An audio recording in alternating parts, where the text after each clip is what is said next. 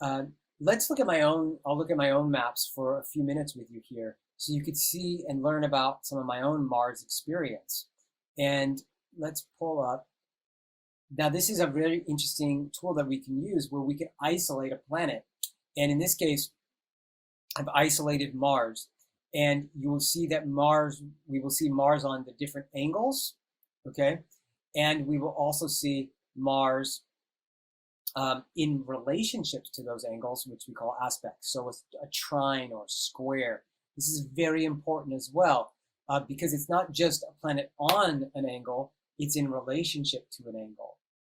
For example, if Mars is in a square to the angle of partnership, you can bet that you're going to have some conflicts, challenges, aggressive energy, defensiveness in your relationship area.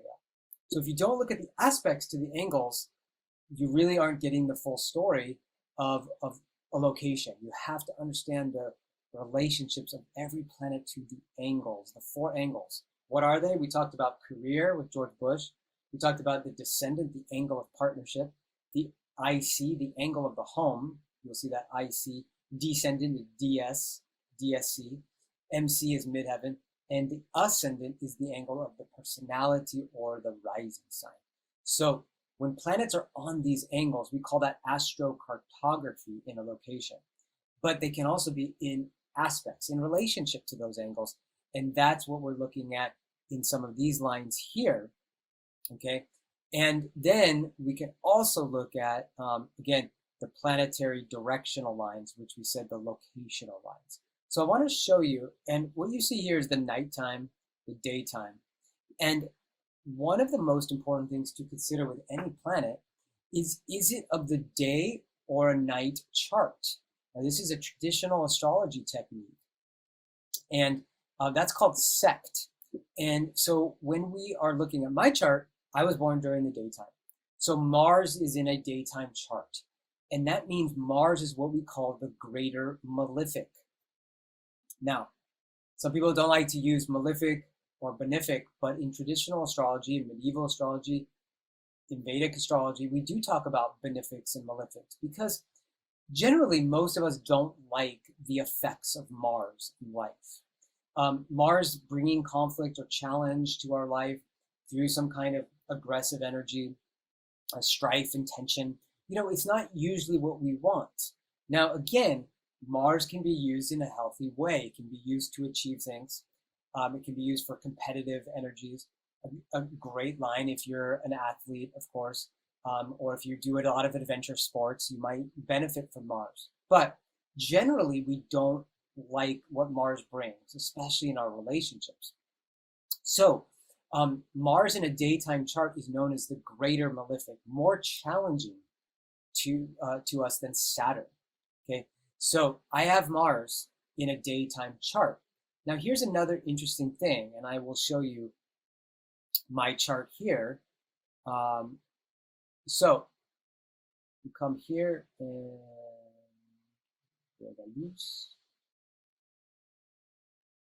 we go. Oh, that's relocated.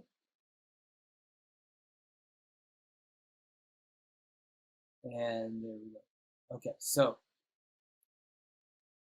if we pull up my chart, we're going to see that Mars is down here in Leo.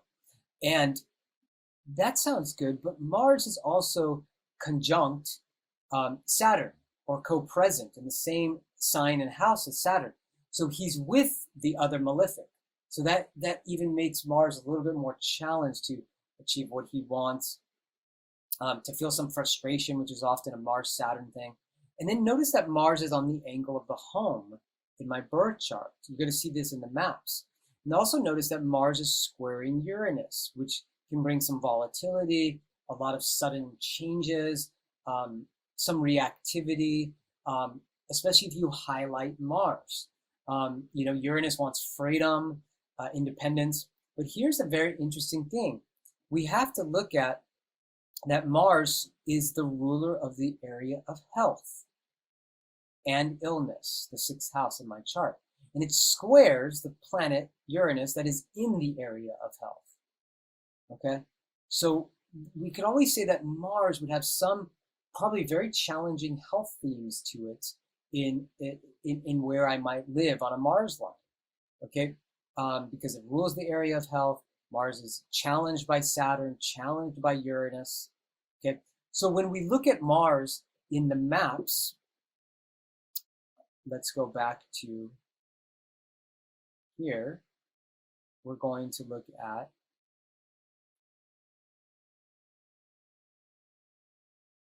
where I was born.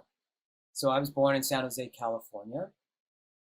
And what you will see is that there's Mars on the angle of the home down in San Diego and LA. So Mars is in the area of the home. And what did we say about that is that, again, the warrior in the area of the home.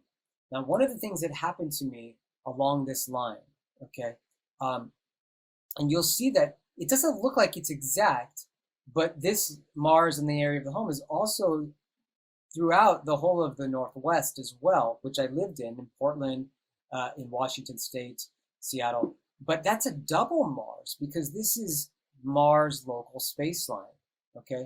So what happened was I grew up in a very stable environment, but also when I left home, when I went to college, and I went to Santa Cruz, which is right here on this Mars line, I had to move home like every 3 months, basically every quarter of school.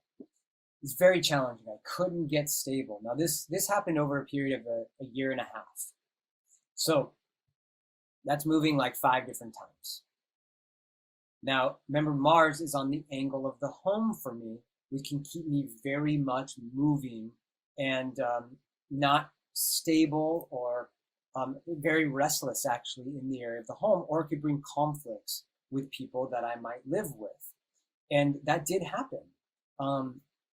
It also happened up in Oregon, up in Portland. I did have a home with a group of people for some time, but the person that I was with in a relationship with actually started another relationship with another person, okay, while we were living together. So challenge, conflict, confrontation with my partner there, and the partner that I lived with. That was one of the themes. Now, there's another thing that came up, which is multiple times when I've gone to Southern California, I've gotten sick. And yeah, it's been very challenging. Remember, Mars rules the area of health and illness. Now, there's another thing that happened here where I've had 2 different lovers from this part of the country, San Diego, and they were very sudden kind of love affairs. They came in and out of my life very quickly, which has to do with that Mars square to Uranus. Okay, but it is Mars, and Mars lines can bring passion and sexuality, and desire into our life. We can definitely see that with Mars lines. Now, there's been some good energies for me down here as well. Mars does rule the area of the 11th house as well, which is the area of community, the tribe, the goals and causes we have. And so I actually launched my first book, Codex of the Soul, at this festival called Lightning in a Bottle back in 2010, which is, Lightning in a Bottle is down here near LA. So, I did have the ability to teach at that festival and to launch my book, and it went pretty well. So that, there is not all bad, with Mars. My Mars is in Leo, which is a creative energy. I also performed at that festival. So Leo energy got to be expressed through the book being launched, through teaching at the festival, and through performing. So there has been some, good energies there, but it's it's very much leaning towards more challenging energies for me. I've also had, one of the people that I was with on this line, we've had a challenge where I loaned her money. She did not pay back that money yet. And so we have that tension, that conflict, that strife with the Mars energy. And this is why I don't like to go to Southern California. But California in general is quite challenging because of the Mars energy for me. Mars, again, is not of the right sect. It's the more malefic planet. It's got the challenges with Saturn, with Uranus. Now, there's another consideration, again, because I have studied some Vedic astrology as well. Mars is in my sidereal chart. The Vedic chart, they use a different zodiac in sidereal astrology, which is exactly where the constellations are right now. I would have Mars in Cancer. And Mars in Cancer is in what we call, it's the opposite sign of its exaltation, which is Capricorn. So it's in its fall in Cancer, which means it doesn't perform as well as it wants to. It can't do what it wants to do. Again, because Mars in Cancer is, the desire there and the drive and the will, it goes towards like nurturing and healing, which is beautiful, but it's not really the nature of Mars. Mars in Capricorn can go accomplish out in the world, be very successful out in the world, be more entrepreneurial and, kind of passionately drive towards those external goals like that. And so we talk about Mars in its fall, in terms of its dignity, its fall in Cancer.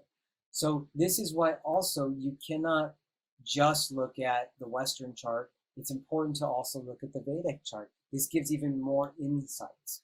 And this is why we have to look at a lot of different factors when we're doing locational astrology.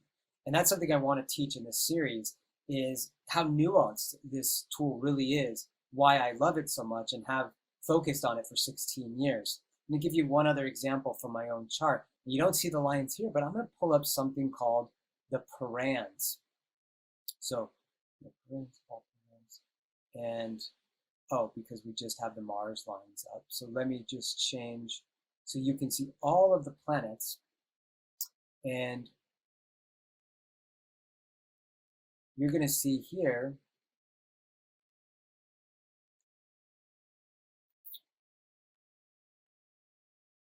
we will go to the USA. We're going to go to New Mexico. And I lived in New Mexico this winter of 2022. And I lived very close to, you'll see a Mercury line here, but there is a Paran. And this is Mars and Chiron.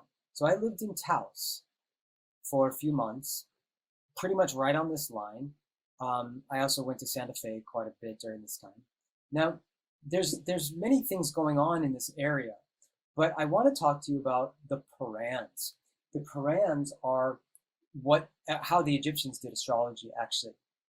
And the way that the Egyptians did astrology was it was visual. So they would look at a planet that was rising and another planet might be culminating or at the top of the sky.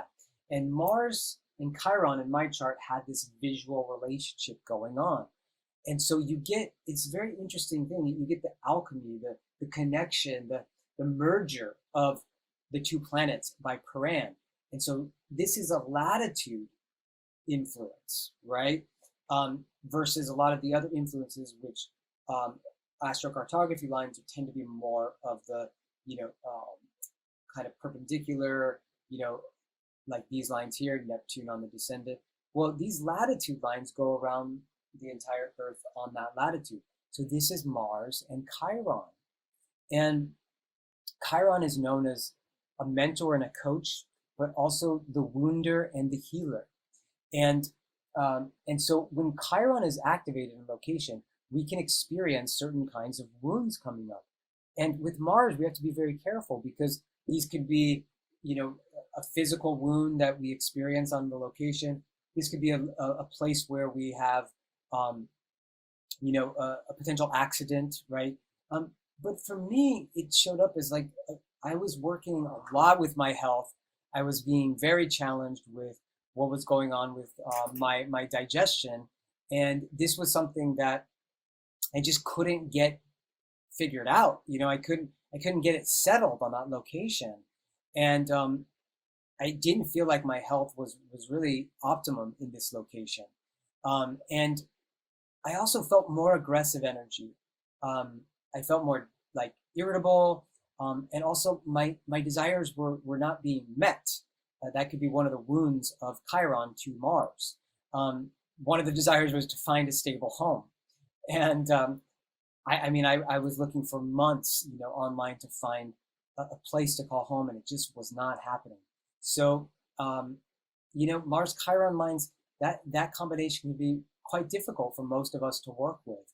Now, if I was doing a lot of like physical healing work with people, maybe something with like structural integration, that could be a great way of working with that. Or if I was taking people on like rafting trips, that might be a really great, or adventures, like out in nature, wilderness education, maybe that would be a great expression of that. But that's not what I was doing. So it always comes back to what our intentions are, and do the planets help support that? So this is, kind of deep dive here into Mars lines. Should you move to them? It really depends on the condition of Mars in your chart. But generally, Mars lines can be, bring up some conflict, bring up some tension and strife and aggressive energy. And we need to really be careful along those Mars lines, especially around personal relationships and, feeling like peaceful. That's not usually what a Mars line will bring into our lives. But again, it all comes back to what's going on with Mars in your chart. So if you want to know more about Mars lines or any other astrolocality lines, let's look at your chart. I'm happy to support you with that. There's a link down below. And I love locational astrology. It's been since 2006 that I've been practicing it. So I'd love to support you with that. And all the best. Keep learning about astrology, whatever you do. It's been great to talk to you today. Verdelus, Divine Timing Coaching.